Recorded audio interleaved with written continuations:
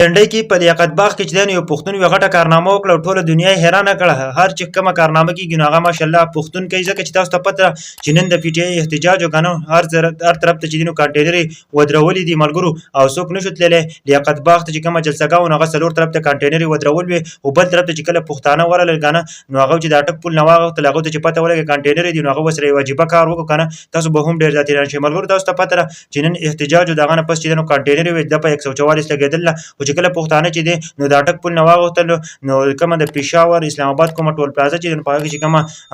کانټینر یې ولاړه نو مکمل طور باندې هغه کوشش وکړو هغه یې لرې کړي، د هغه نه پس چې دی نو هغه مخې ته روان شول که نه. د پښتون چې دی نو یو غټ کار کړی دی که نه، چې په کومه طریقه باندې هغه کانټینر یې لرې کړي او هغه مخې ته لاړل ملګرو. تاسو ته پته ده چې نن احتجاج وکړه نو ډېره ګڼه وه، د هغه نه پس چې دی نو شیلینګ هم شروع شوی و. علي امین ګنډاپور چې کله لاړ نو د هغه نه پس چې دی نو هغه دا خبره وکړله، ویل چې زه پنجاب حکومت چې دی نو زه د دا وایم چې تاسو څه کولی شئ نو وکړئ، زه چې دی نو دغه پنجاب ته داخل شوم ځکه چې هغوی د باندې پابندي ایښودې وه، وایي چې ته پنجاب ته راشه چې موږ ستا سره څه کوو، موږ تا ګرفتاروو که نه ګرفتاروو. دا عزم بخاري ورته ویل دي، رانا ثناالله ورته ویل دي، عطاطهرل چې دی نو دا خبرې ورته کړې وي ملګرو. تاسو ته پته ده هغه دویم پیر دی که نه، و چې زه د اټک پل چې دی نو زه کراس کوم ملګرو، او بل طرف ته چې دی نو د پښتنو کارنامو ته وګوره، ټول پښتانه چې دي نو هغه ورسره دي که نه. اوس چې دی نو پنډۍ چې کومه لیاقت باغ چې دی نو هغه ځګي ته ورځي ملګرو، خو د په 144 لګېدلي ده که نه، حالات مکمل طور باندې خراب دي. په عوام باندې شیلینګ دی که نه، شیلینګ شروع کړی دی که نه، عوام ته ډېر زیات تکلیف دی ملګرو. اوس چې دی نو هغه اوس هم علي امین ګنډاپور روان دی، قابو شوی دی، انشاءالله ډېر ژر به ورسي.